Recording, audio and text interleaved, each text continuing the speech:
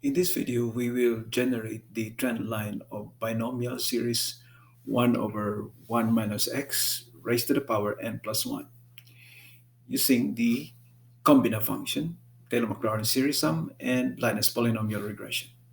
We use the array formula to generate the function itself. So array formula of 1 over 1 minus x raised to the power n plus 1.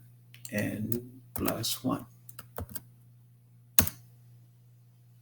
And here you have the trend line and the trend line polynomial of 2 to the 6th degree. So, and our values for n, we'll set it as from 0, 1 to 3. So data validation, list of items, 0, 1 to 3. And we can start with 0. We already started with 0. We can change that to 1 and 2, n equals 2, and n equals 3. Next, we use the Taylor-Maclaurin series to generate expansion. We'll generate the Taylor-Maclaurin series expansion using series sum, where it's the summation of a times x to the power k. And our value k is from 0 to infinity. So starting from 0, 1, 2, up to infinity, which is, we'll try to get it to 12. 12 is good enough. So we enter the Taylor series expansion. So array formula, series sum of the x values raised to the power k, starting from 0, incremented by 1, and the coefficient will be this range.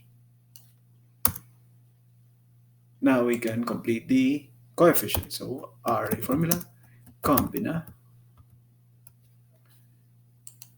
n plus 1, n plus 1, comma k.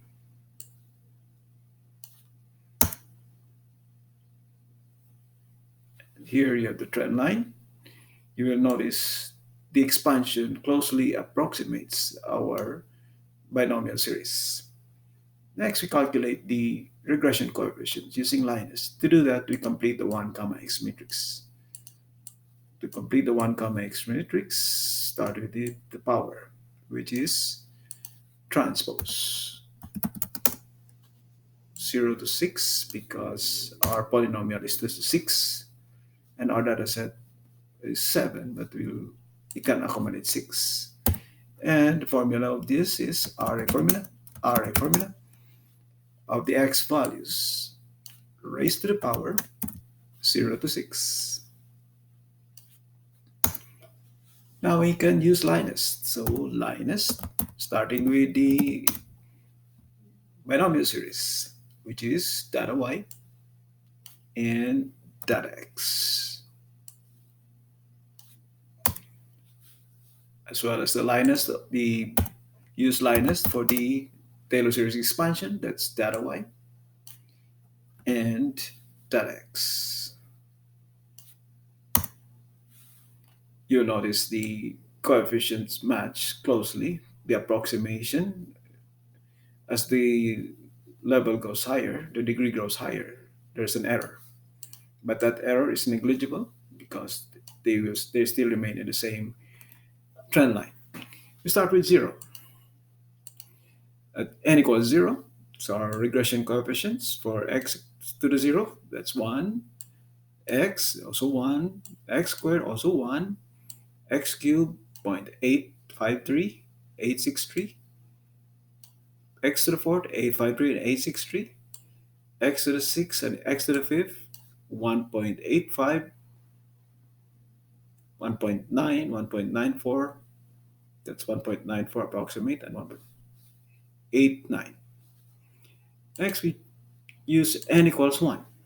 At n equals 1, the coefficient of x, or x to the 0, is 1, and x is 2.04, and x squared 3.04, 305, and 304, x cubed 2.6, 2.75, there's a bit of an error, 3.45 here for x to the 4th, and 3.614, X to the fifth will be 14.705 and 13.9. X to the sixth will be 16.6 and 15.8 or 799.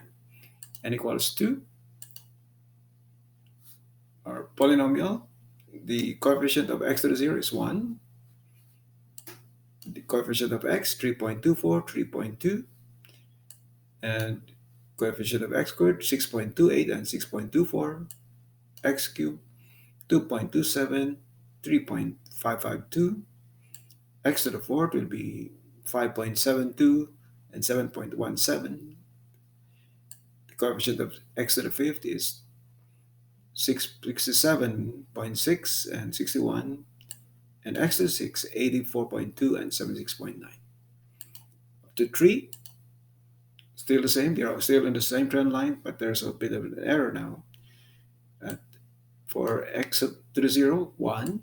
X to the of x, the coefficient of x is 5 and 4.76. They're still close to each other. X squared, 11.28 and 11.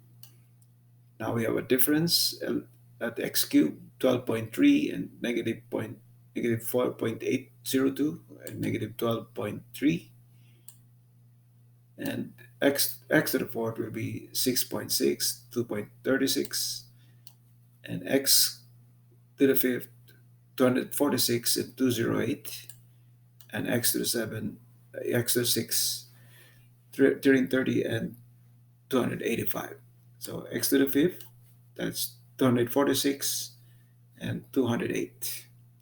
This completes the use of Linus Polynomial Regression, Taylor series sum, to generate the trend line and equation of 1 over 1 minus x to the power n plus 1 binomial series using the combina function.